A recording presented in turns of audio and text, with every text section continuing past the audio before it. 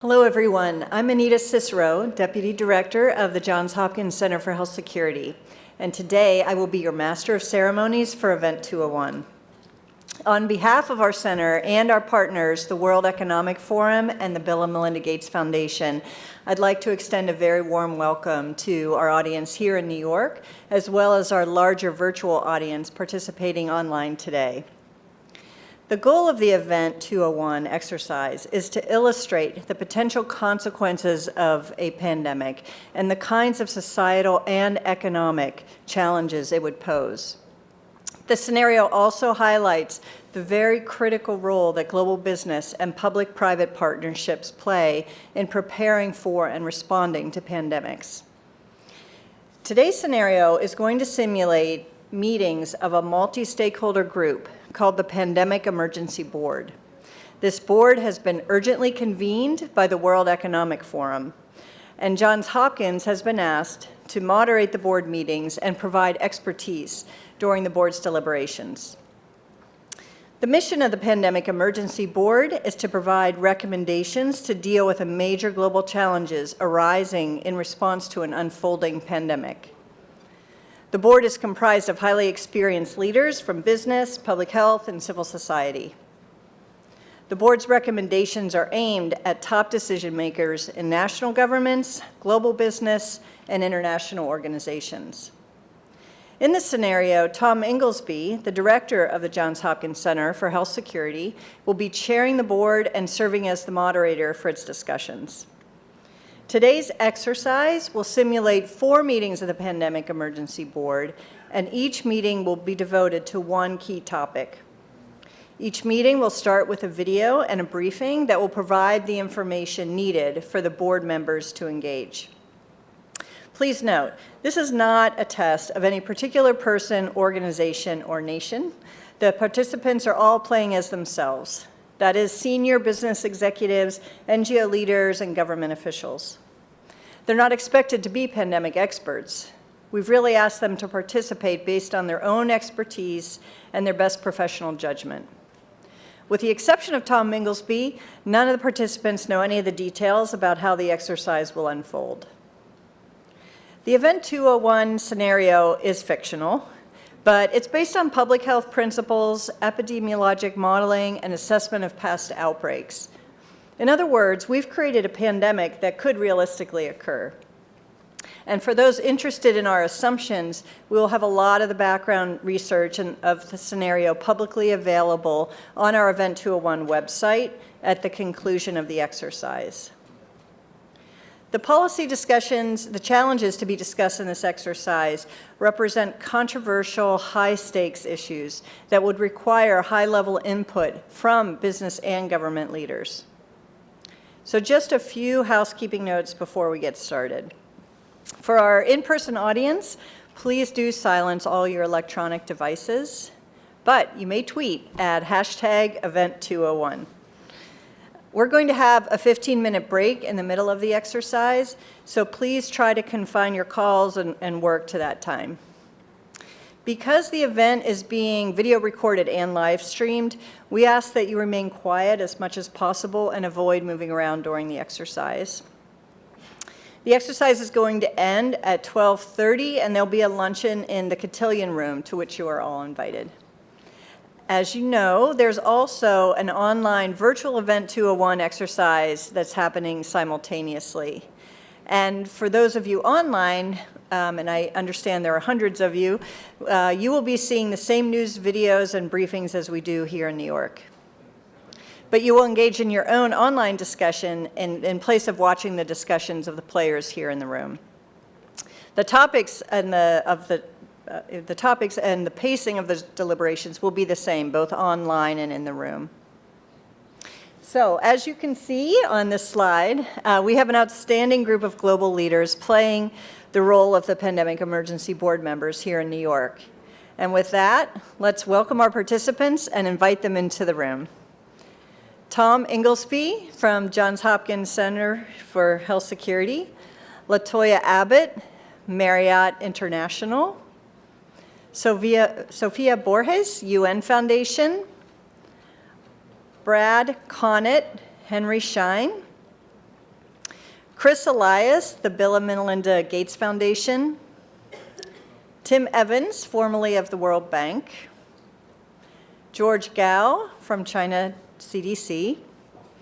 Avril Haines, former Deputy U.S. National Security Advisor. Jane Hulton, ANZ Bank, and former secretaries of both the Department of Health and Finance in Australia. Matthew Harrington from Edelman. Martin Knuckle from Lufthansa Group. Eduardo Martinez, UPS Foundation. Stephen Redd from US CDC. Adrian Thomas from Johnson & Johnson. And Hasti Taggi from NBC Universal Media. And Lavin Theroux from the Monetary Authority of Singapore. Welcome. And before we begin the exercise, I also want to introduce Ryan Morehard, who's lead of the Global Health Security Group at the World Economic Forum, and he will say a few words. Ryan.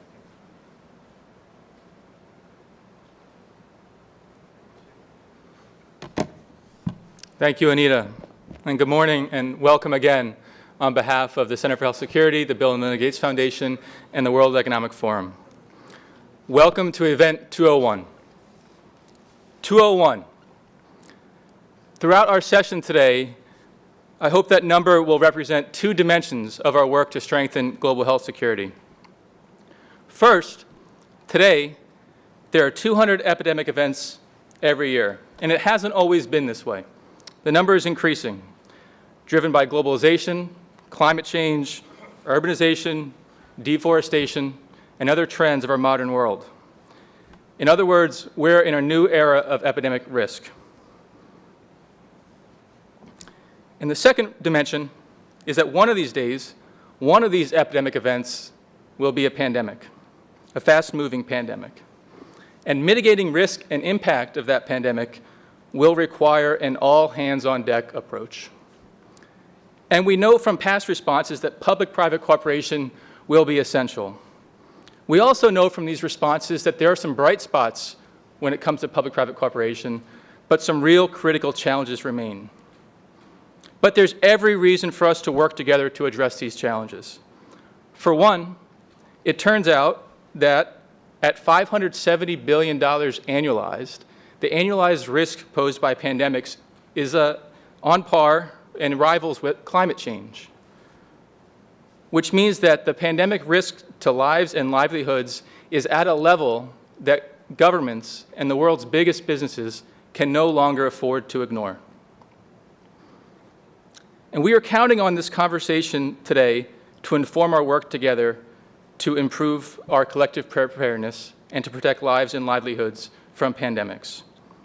And to provide further context, I'm very pleased to introduce a short video now from Dr. Mike Ryan, the Executive Director at WHO and the head of WHO's emergency program. So with that, we'll turn to a video.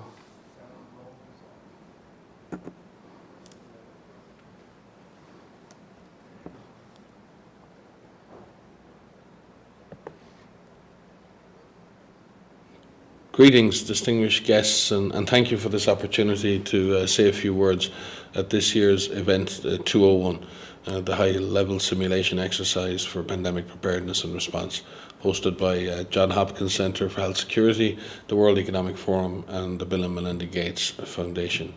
Unfortunately, I was not able to join you today. I'm involved in the IHR Emergency Committee for Ebola, but I had hoped to be in the room with you, because the issues you will be dealing with over the next hours may be tabletop exercises today, but they address real and critical threats which we at WHO take very seriously.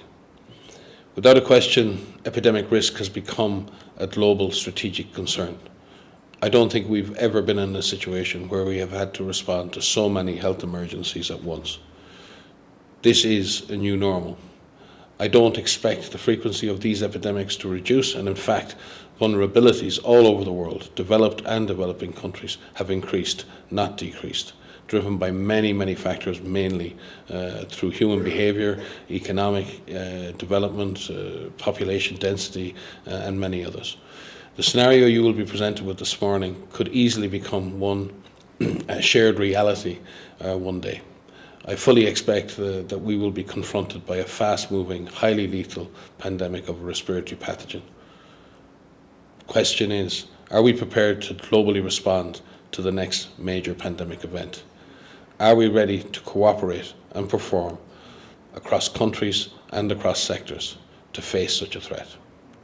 Have we established the surveillance and risk assessment systems, the communication tools, the supply chains, and the business continuity plans that will be needed not only to protect health in a major epidemic or pandemic, but to protect economic development, to protect political and social systems?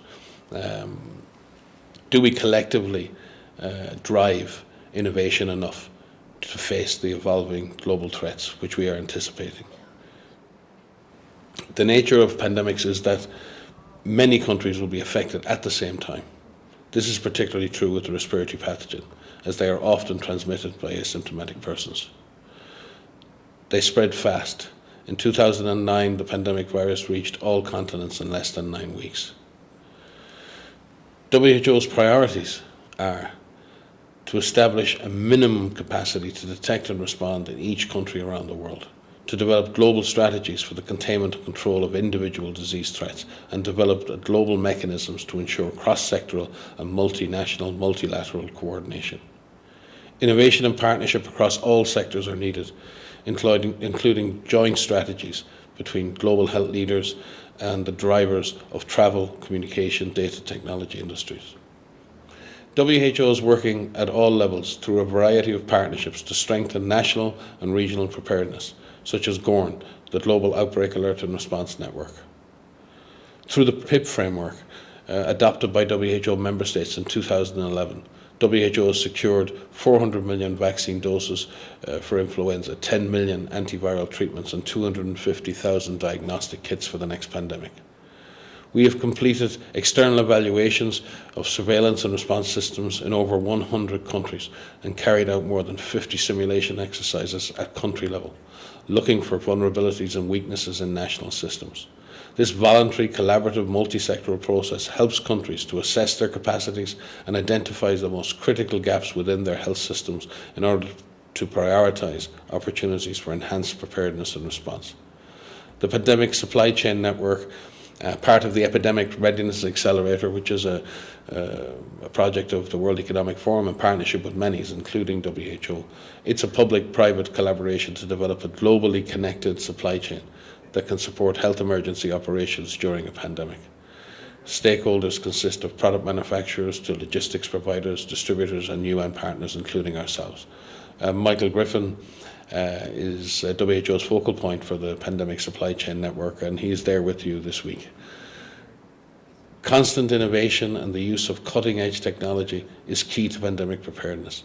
In order to pool data and analytics at a global scale for disease prevention, the EpiBrain initiative, a global data ecosystem, aims to build a collaboration of big data networks to understand and predict epidemics. It supports data science, innovation for outbreak preparedness and response.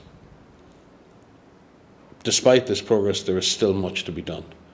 Cross-sectoral simulation exercises, such as the one you will be experiencing today, contribute to a better understanding of the critical gaps, the cooperation required from global businesses, response decisions required from government and public health leaders to minimise large-scale economic and societal consequences of a severe pandemic.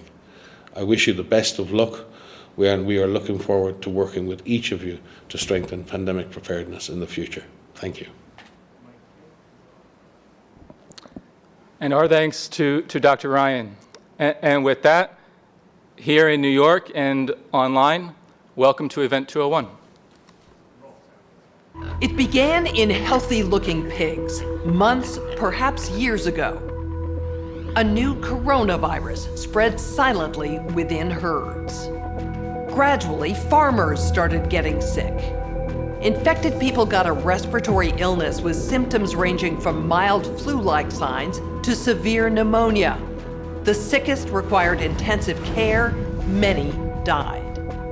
At first, the spread was limited to those with close contacts, healthcare personnel, co-workers, and families. But now it's spreading rapidly throughout local communities. International travel has turned local epidemics into a pandemic spanning the globe. Just 3 months ago, CAPS started in South America, but has now reached several countries with more than 30,000 cases and nearly 2,000 deaths. Good morning, and thank you all for being part of this Pandemic Emergency Board. We're at the start of what's looking like it will be a severe pandemic. And there are problems emerging that can only be solved by global business and governments working together.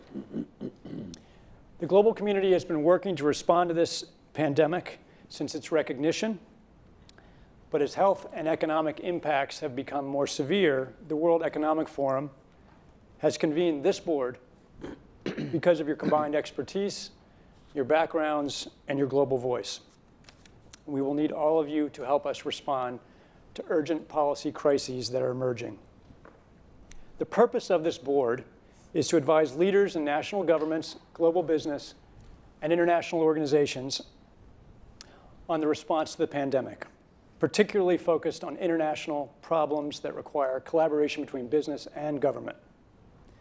Your recommendations will be critical and will be promulgated and communicated broadly at the end of this meeting.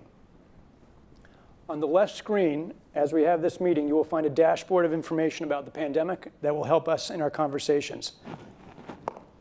As important background for this discussion, we want to start the meeting by viewing this news story that just aired on Global News Network.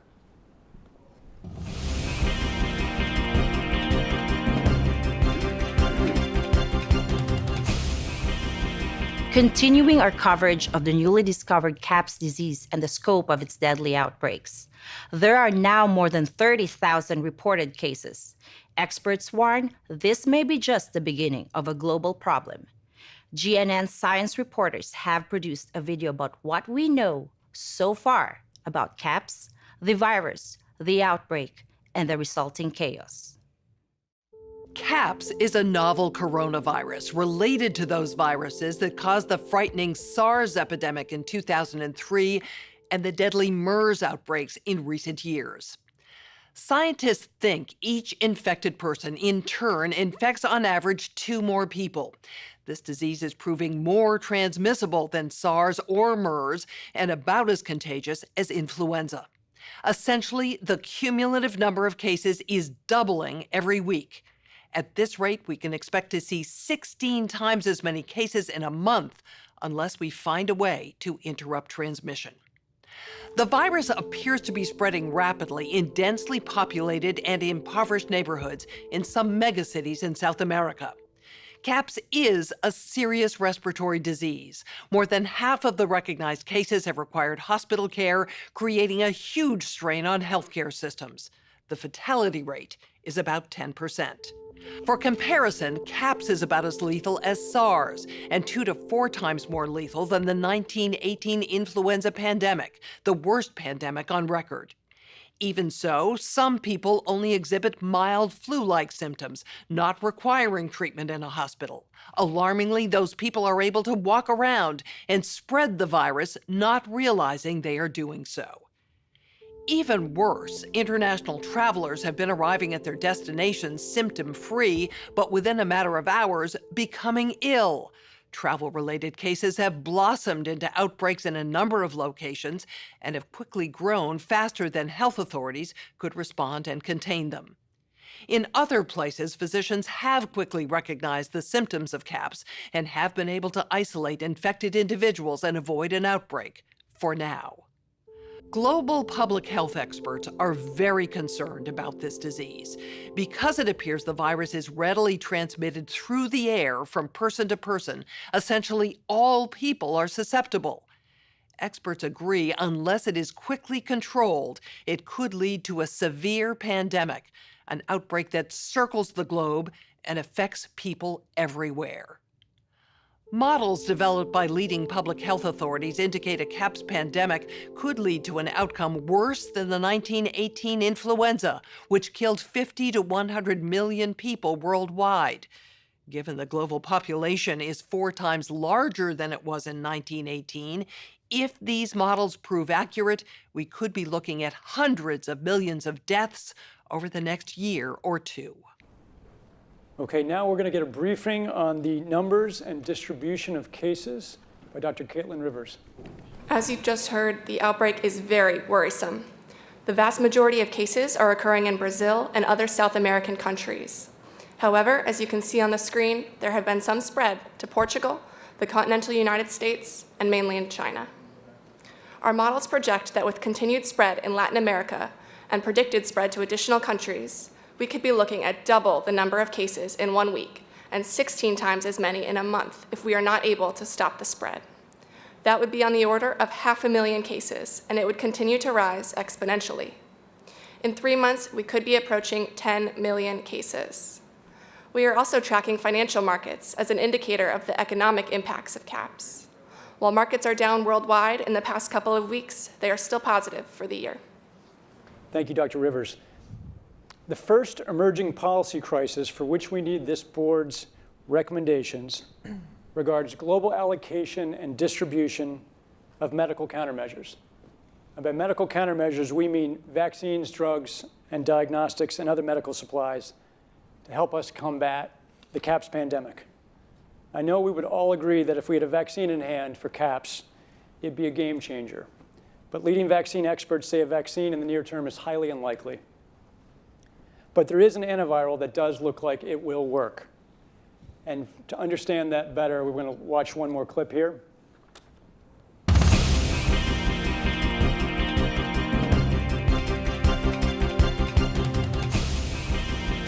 Continuing our CAPS disease coverage and possible solutions, I'm joined by immunologist Dr. Yvonne Bello and Dr. Rhea Blakey, an epidemiologist, both highly respected in their fields. Let's get right to it. Why are people saying a vaccine for the CAPS virus is not likely in the near term? Researchers are working on a vaccine, and we have viable leads, but it's complicated. We have known about CAPS-like viruses in animals and people for decades, but have not been successful at developing a licensed vaccine. And sure, there are new technologies that may help, but it's going to be difficult. I am not optimistic about having a vaccine in time to be relevant during this pandemic. Even if we discover a good vaccine candidate, we're starting from scratch, and it takes time to test safety and efficacy, typically years. So even if testing moves quickly, global manufacturing will still need to be established. Again, multiple hurdles. We simply cannot rely on these old timelines and processes. This is a crisis. We have to move beyond these issues. It may be complicated, difficult, but if we dedicate all available resources, this can happen. Also, keep in mind, we need effective treatments sooner rather than later. Extranavir is an antiviral drug. Scientists have told me this could be effective. We need to start treating people immediately. While I agree Extranavir does look promising, it's currently used for treating HIV. However, it's not manufactured on the scale needed for treating this many people. And will we just stop using it for HIV treatment? How will we get this drug in the quantities needed? Who decides who has priority for the limited amounts we do have? We both know countries are hoarding Extranavir. Doctor, in my opinion, you are lost in the details. With enough money and political will, anything is possible. Let's get going on this now. Thank you both for this extremely important discussion. Our U.S. affiliate has just released polling results on public expectations for a vaccine. A majority of Americans expect a vaccine to be available within 2 months, and 65% of those polled are eager to take the vaccine, even if it's experimental. In related news, a significant demand for personal protective equipment like N95 masks and gloves are on the rise due to the pandemic. However, globally, hospitals are running low. Additionally, other critical medical supplies such as saline and antibiotics are dwindling. Countries and companies are reportedly stockpiling supplies, disrupting healthcare supply chains, causing dangerous shortages in many parts of the world. And finally, for the latest information on what we know about vaccines and this antiviral, here's medical countermeasure expert Matt Watson. As we've just heard, there is no existing vaccine that appears effective against the newly discovered CAPS virus. Governments, scientists, and companies around the world have become working intensively to develop one, but it's highly unlikely that a vaccine could be developed, tested, manufactured, and distributed in less than a year, and it's likely to take much longer. While there have been efforts to develop vaccines against SARS and MERS coronaviruses, none have been licensed. And given the distinctions in the CAPS virus, vaccines against those diseases would not be effective for CAPS. The antiviral drug Extranavir has demonstrated some efficacy against the CAPS virus. It reduces the severity of illness and saves lives in those who are infected, but does not prevent infection like a vaccine would. Extranavir is a generic drug primarily used to treat HIV. It is manufactured in 5 countries, including the United States and China. Approximately 1 million people take Extranavir every day for HIV. If all of those HIV patients could be switched to other antiretroviral drugs, we could potentially free up enough Extranavir to treat 26 million CAPS patients. Assuming further that we could double production over the course of a year by bringing additional manufacturing online, we could eventually have 52 million treatment courses per year, but it will take many months to get there. And there is not likely ever to be enough to keep up with the need as long as the disease continues to spread at this accelerating rate. Experts agree that while many lives will be saved by this antiviral, it is not going to slow the pandemic in the same way a vaccine could if we had one available. However, we do have the potential capacity to save many people. Now the question is, how do we distribute the supplies we have? Existing global supply chains and logistics networks for Extranavir run efficiently under normal conditions, but the pandemic is likely to be very different. We are hearing that one country where Extranavir is produced is planning to block some or all of the export of this medicine to hold on to it for their own people. Tensions are rising between governments and pharmaceutical and medical supply companies about how supplies should be allocated and who gets to make those decisions.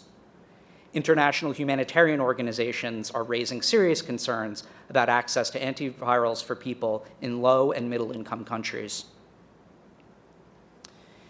In addition to antivirals, other medical supplies are not reaching those who need them in many parts of the world. This is especially pronounced in low and middle-income countries, which are reporting the highest rates of disease transmission and mortality. In part, this is due to last-minute stockpiling and hoarding by customers, and in part, it is due to cost and logistics issues. Personal protective equipment, such as N95 respirators, are in critically short supply in some areas. N95 respirators are manufactured by many companies around the world, but there are no reliable estimates of how many are produced or what global production surge capacity is.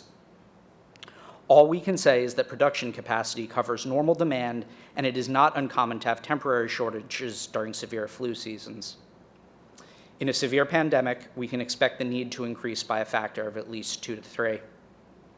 Given these supply issues, there are a number of potential proposals being floated aimed at coordinating and facilitating medical countermeasure allocation and delivery around the world. Politicians, business leaders, scientists, and policymakers are weighing in. Some are suggesting that suppliers and buyers continue to work independently to decide where to send antivirals and medical supplies. Others are suggesting that countries where these products are made should be able to decide where those drugs and supplies go. Still others are recommending that suppliers, buyers, and countries entrust a central international entity or organization with the job of allocation and distribution decisions for at least a portion of antivirals and other medical supplies. Thank you, Mr. Watson. So the policy crisis in question for this board in this meeting is this: how should governments, business, and international organizations allocate and distribute pandemic antivirals and medical supplies to the people who need them most? We now have time for discussion about this matter. This is the focus of this meeting.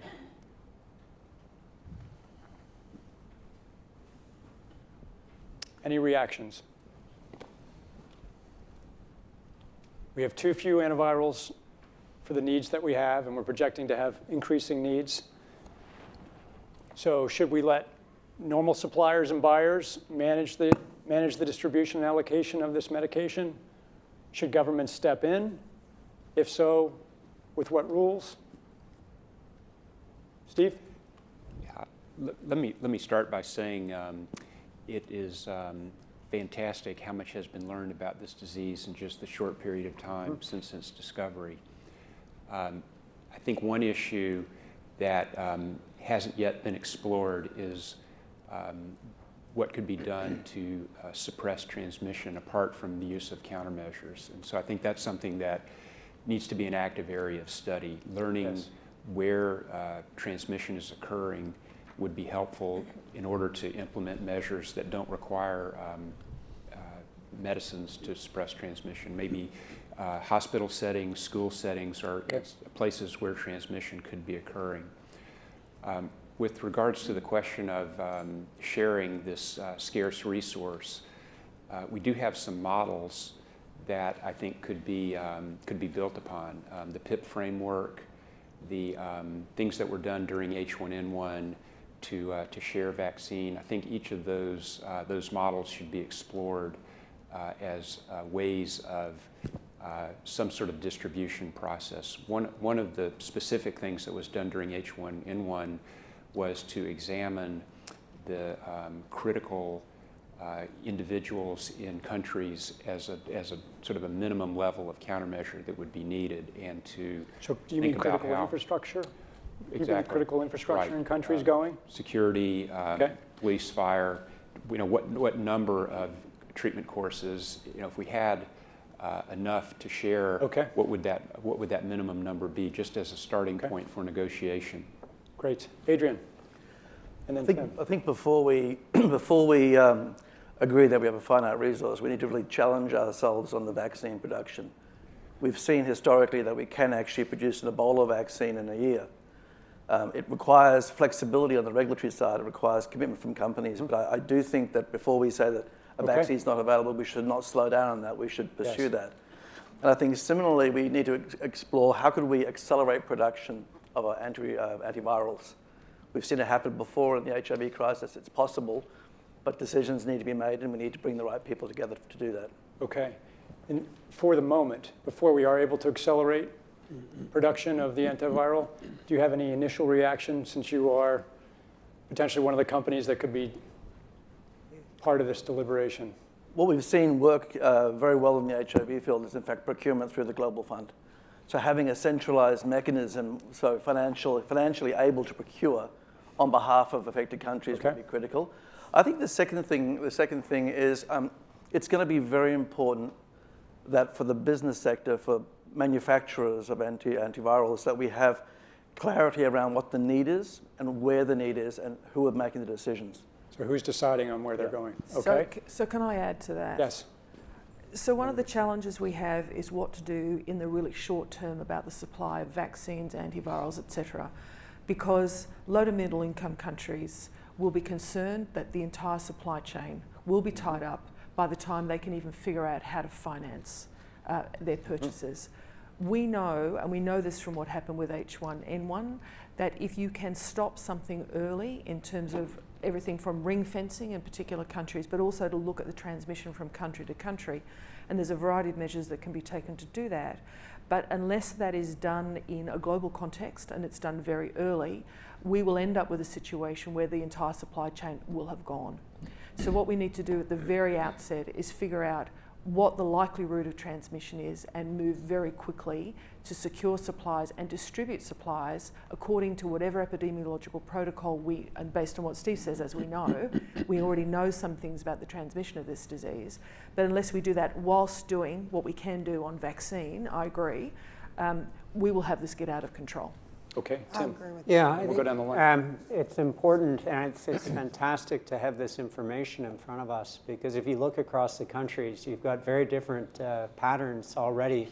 Chile seems to have a 3% case fatality rate, Ecuador a 5%. So what's going on there, and are there lessons in terms of how they're managing the outbreak, which might inform ways in which you're going to decrease the need for scarce resources? Are they more effective at, in their supportive treatment, or what is it that's explaining what look to be significantly different patterns in the outbreak of the epidemic?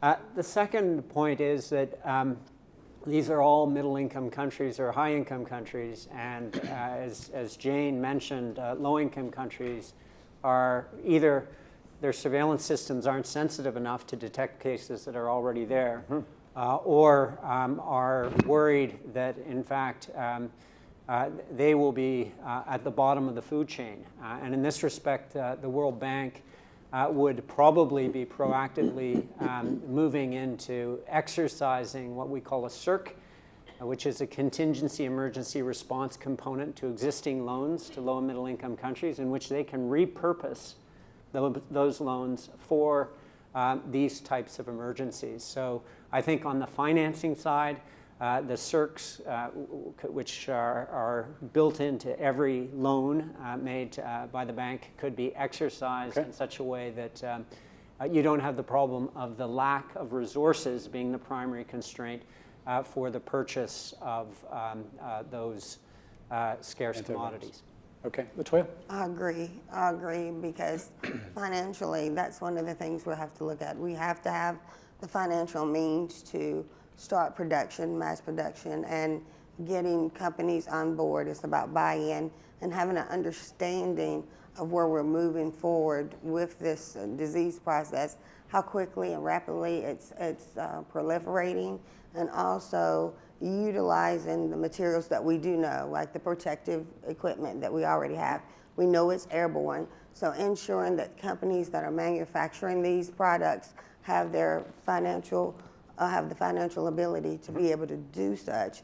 So that way, even if we are in the process of continuing to develop this drug, there is some type of protection that's going on to the lower companies. Great. So I'm going to keep going down the line, but just in terms of the initial reactions, do we think, as Adrian suggested, that there should be some kind of international resource or distribution method, or really is this going to be every country for itself doing what it can to procure N95 masks, antivirals for itself? And so just think about that as you're making your comments. Yeah, well, I do think that there needs to be sort of an honest broker, a centralized command and control organization that really brings together the public-private sector, both on a global approach and also on a local approach, because we can't forget that transparency and communications at the local level are going to be critical in the to stop the continued spread. But I do think there needs to be some form of centralized approach to really organize all the various efforts that are going to be undertaken. Okay, I think a lot of people want to get in here. We'll go around the table. Martin, Sophia, Chris, and then George. Thank you. I fully support the centralized approach in this state we have already, if it comes also to global distribution of any products. And I would like to go back to Stephen's first statement. We had parallel to this, we should really focus on how the spread could be controlled better or easily. If I talk about logistics for globally distributed topics, we need to protect the staff that is responsible for this. If they don't protect it, they won't do this. And then the entire chain breaks apart within no days. So we really have to do it both parallel to find out possible ways to protect the people that are in chain for this, and it should be centralized, organized, otherwise it will not work. So you're saying that the people who are delivering these medicines and moving them around the world, they should be protected by these medicines with N95 masks? I mean, there's basic protection anyway in a phase like this, but we should enlarge this with the newest information we have about the spreading. Only with this we can guarantee that any distribution is possible at all. Okay, Sophia? Thank you. Yes, I agree. And I wanted to speak to the point about having the honest broker. And I think in this regard, the United Nations fits the bill. I think that given that the countries most affected are those that are low and middle income countries with unequal access to technology, to finances, the UN has a worldwide footprint, universally recognized, and universal membership. And I think taking the example of the Ebola crisis last round, when a trust fund was established, and calling on member states who are capable of contributing to that trust fund in order to help those that are least capable, the low and middle income countries. Thank you. Chris? Thanks, Tom. I want to agree with a couple of comments. One is about the need to prioritize for the frontline health workers, the basic people to keep the system working. I think it's important to recognize that we have the data that you're showing because of some remarkable international collaboration about sharing information in real time about the patterns of disease. And that's come out of the international health regulations, and that's a good first step. If we're now going to try to prioritize the allocation of scarce commodities, having this kind of dashboard to know where those masks and drugs are, and to get at some of the psychology that's behind some of the hoarding. People may be making bad decisions because they think it's more scarce than it actually is. So if we could have the equivalent of this dashboard to understand where the supplies are to map to the needs, a global stockpile would certainly help ensure more rational and strategic allocation. But the reality is that we don't have the logistics capability, even within the UN, to bring that together in one place and run it. So this is where I think a collaboration between the international organizations like the World Health Organization and the private sector, which runs these supply chains for many purposes every day, understand where the supplies are, make smart decisions about how to allocate them to the people who need them in the places that need them the most, and then work with the industry to move those supplies from where they are today to where they need to be. On your point of transparency and data about where supplies are, where medicines are, where N95 masks are, we couldn't agree more. We've been unable to find that data, so I think it's an important need that you just surfaced. George? Yes, I would support for the proposal, centralized, coordinated effort, not just nationally, also internationally. At such a situation, that's very, very, very important. And when you read all this about the epi data, R0 is 2. It's relatively, you can see the number is there. Especially when you are talking about some country like China or any countries who have the largest population of swine, pig production. So if the virus yet still, transmitted from pig still in the cycle, so that could be very serious. So we have to prioritize. So maybe the farmers or whoever have access to it. So that's very, very important to have the expert to assess the possibility. You see the R0, but you also see it's swine origin. I will still have some new virus from swine pigs, or the virus already circulating in the human beings.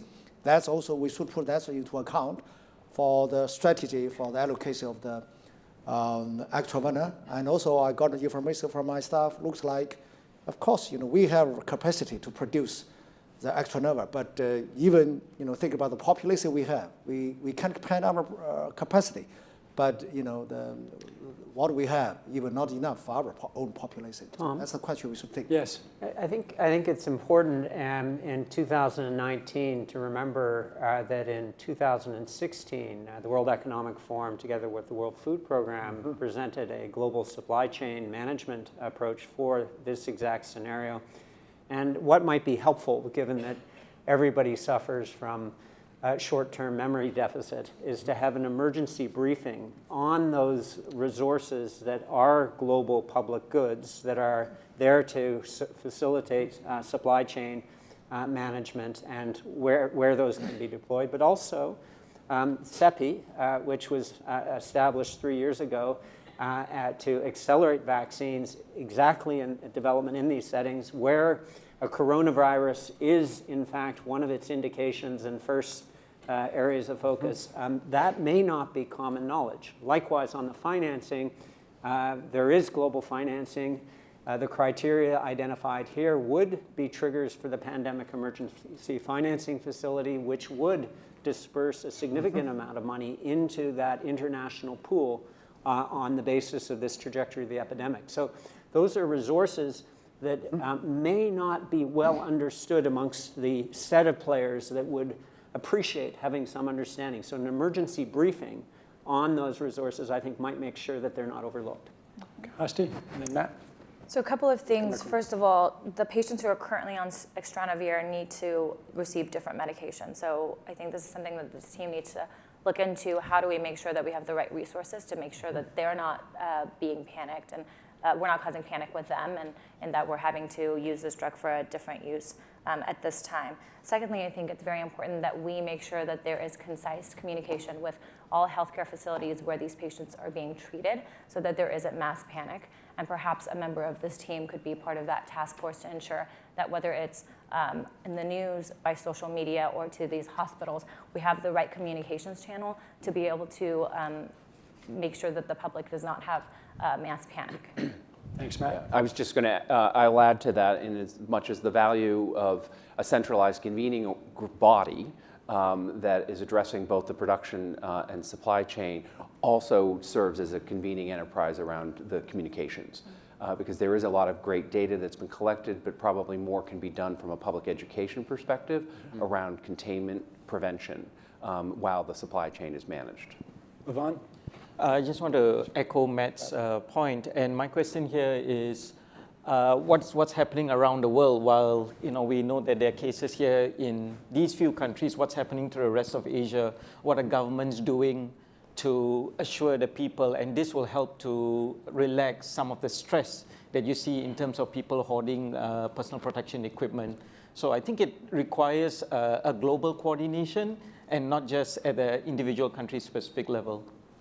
Yeah, Brad? Yeah, I just wanted to comment on Christopher's scarcity comment. It's not just scarcity, it's also severity, and that's why we see different rates of fatalities, 5% to 3%. And there seems to be a stakeholder maybe missing here, and I may be wrong, but is the provider, and who's taking care of these patients? Because there's definitely discrepancies here on fatality rates. We know in panic, in psychology of panic, people start hoarding. People start freaking out and wondering, what should I do? And then countries start doing it, and then there's all kinds of dysfunctional decisions made. Providers really need to be at the table talking about how they're taking care of the patients and diagnostics and what they're doing with it, because we're jumping to a little bit of a conclusion that this is going to spread everywhere to the same degree. And this leads to hoarding, and I'll share with you in SARS, N95s, there's still N95s sitting in boxes that were never used. I mean, the hoarding of that was atrocious. I mean, and then there were knockoffs of N95s that really weren't truly impervious masks that were made and then distributed. So I think there's a need to have the providers in the discussion to see really what they're doing to treat the patients. How severe is the epidemic? So just on severity, it's important for you all to know that the estimate from our team and from other ministries of health is that the distinctions in case fatality rate represent distinctions in data collection, not that the disease is any different. It looks like the virus is the same around the world. These are different healthcare systems, different data collection, different surveillance. So overall, our all-in case fatality rate is somewhere in the order of 7% to 10%. It depends on where we are in the world. And in terms of where the disease is in the world, we see lots of blank spots, and we think that's partly or largely due to surveillance systems and the slowness in collecting this data in certain parts of the world. We expect that to come online quickly. Absolutely. Steve, and then Avril, you haven't had a chance. No, Steve. Go ahead, I think you haven't had a chance. Okay, sure. I mean, I think it's just in terms of the precise question being asked, it's clear that having everybody go on their own is not going to be the most effective answer, right? So I absolutely agree with the comments that have been made that we need to have some kind of international mechanism for coordinating what it is that we would be doing, also for collecting information, also for understanding what the resources are that are available through international mechanisms to execute on that allocation and coordination. I think it's challenging to set it up in a way that says that international mechanism has to be the body that decides in all circumstances what the allocation is. In other words, I think states are going to want to be able to decide for themselves on, in some circumstances, some of the issues that are relevant. So one of the challenges will be ensuring that you're using an existing mechanism, and I think Sophia's right about the UN as being sort of the base of operations in a sense, both for the funding, but also for a whole series of other issues that you would be looking at for allocation, coordination, et cetera. But then making sure that states are stepping up to actually tell people what it is that they're doing, what their decisions are in that context, and creating transparency about what the proper allocation should be for containing this issue so that there can be pressure put to bear on ensuring that states are actually doing what the larger plan needs to be in that context. Can I ask a follow-up question? If there is a centralized stockpile developed, either at the WHO or perhaps somewhere else in the UN system, if you were going to suggest that, or some other entity, how much can you imagine states contributing of the supplies that are being made in their own countries? Is this a 1% allocation, 20% of the supply that they're making? We've already heard from George that China's not making nearly enough medication to take care of China at this point. So what is the desired end state here? Can you, from a state security perspective, if someone who's worked at the top of government, what do you imagine states who have this medication doing? I mean, I think the percentage will depend on the details, right? And what it is that you're capable of actually producing in the context of the particular crisis.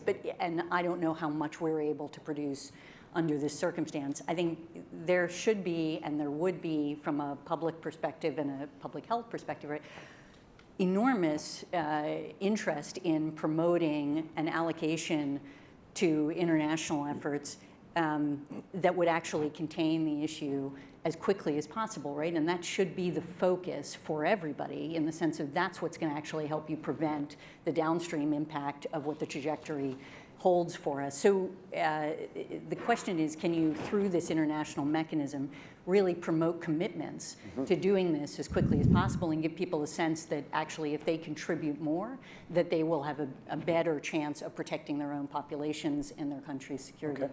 Another number of comments. You all just jump in. Yeah. So thank you. So to be completely clear, most of this production would already be committed in contracts. Yes. It is almost unheard of that people are producing product without having a forward commitment for the consumption of that product.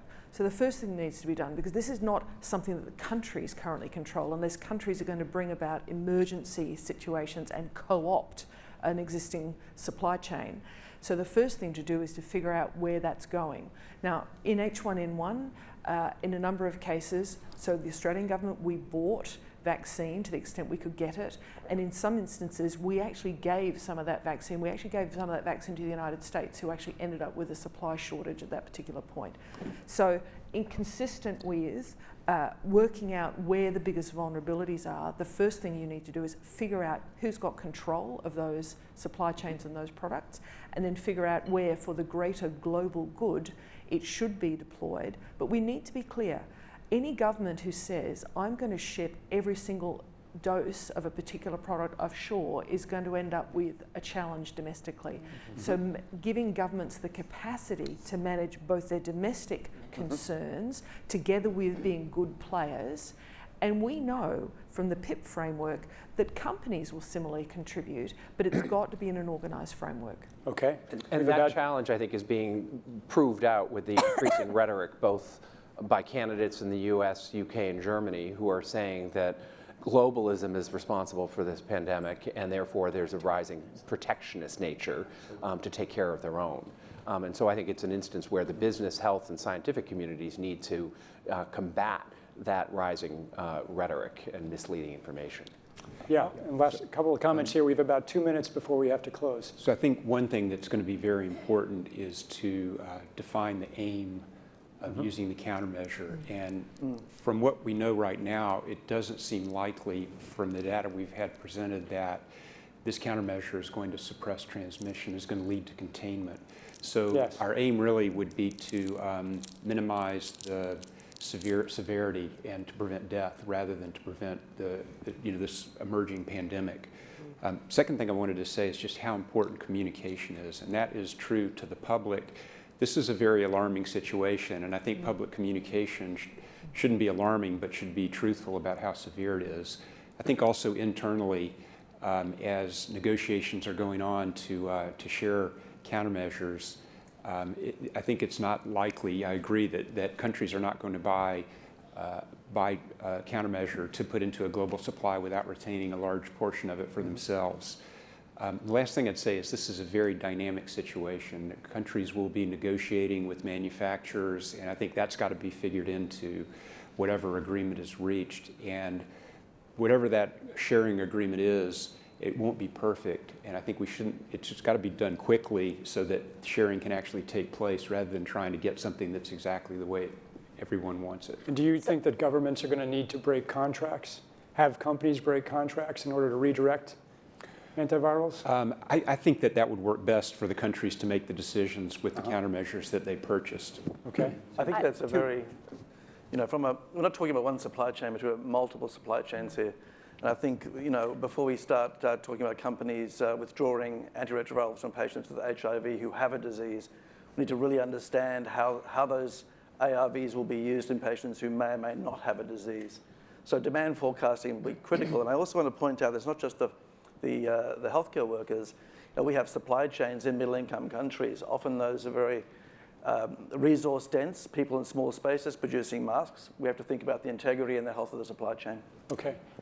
Going back yes. to Stephen's note real quick about the public communication, my team has been monitoring the public response, and on various social media channels and cable networks, there's been some conspiracy theories that are around about the potential that pharmaceutical companies or the UN have released this for their own benefit. So as we move forward, obviously trust in pharmaceuticals and government is very important at this moment. And so as we move forward with developing the right scenarios, we have to make sure that the public communication is a major part of that because of these conspiracy theories. Thank you. We have to close. We have 30 seconds. Okay, Yeah, but Mark. this fully supports Steve's input. We should not search for the perfect solution right now. Yeah. We run against time. And if conspiracy theories like this come up already, so we are on the edge of hysterical reactions, and then it gets out of control. And that's the thing what should be the main driver for us now to find a solution. Okay. Okay. Thank you. We're going to bring these recommendations together and communicate them broadly at the conclusion of this meeting. Thank you all for your input. We will conclude this meeting and we'll reconvene shortly. Yes, and that does conclude the first meeting of the board.